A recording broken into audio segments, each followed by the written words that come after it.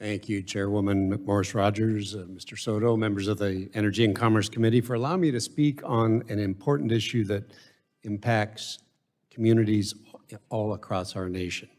Just last year, as you probably know, over 100,000 people in the United States died from a drug overdose, largely driven by the rampant spread of illicit fentanyl. That number exceeds, and I'm from this generation, the total casualties of the entire Vietnam War.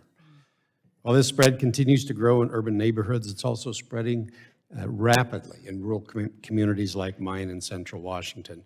We cannot stand idly by while this is happening. Earlier this year, Mr. James Wanacott of Yakima reached out to my office and told me the tragic story of two of his sons, William and James.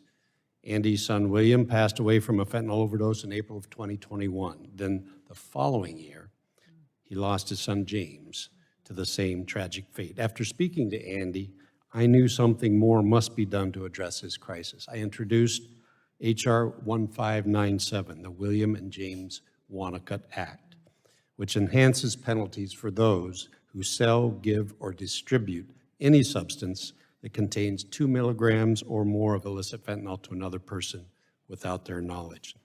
This legislation is critical, and I strongly encourage my colleagues on this committee to consider it as a means to hold bad actors accountable.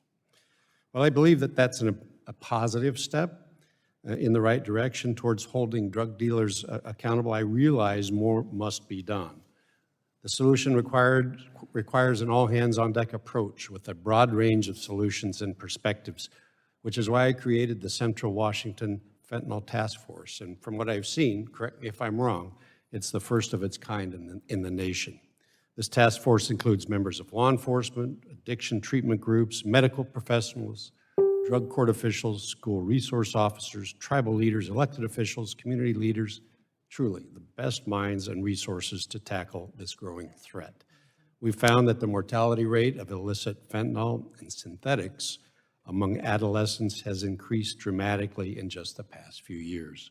It's clear our police officers, our school resource officers need more resources. This week, I'm introducing the Stop Overdose in Schools Act, which would address the skyrocketing adolescent overdose rate. Specifically, this legislation sets aside funds for naloxone training and purchasing. It increases naloxone access for school resource officers, security personnel, and school nurses.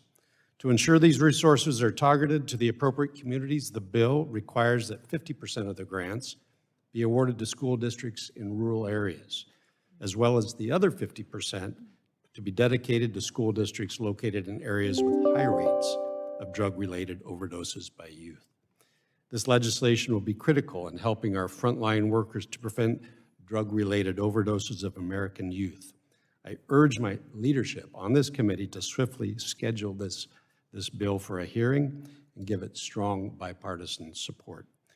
You know, while there's no silver bullet to solving this crisis, I'm confident if enacted, common sense legislation can play a vital role in creating a safer future for our families and for our communities. And so thank you, Chairwoman Morris Rogers, for giving me time to discuss something that's so important to our region and our entire country.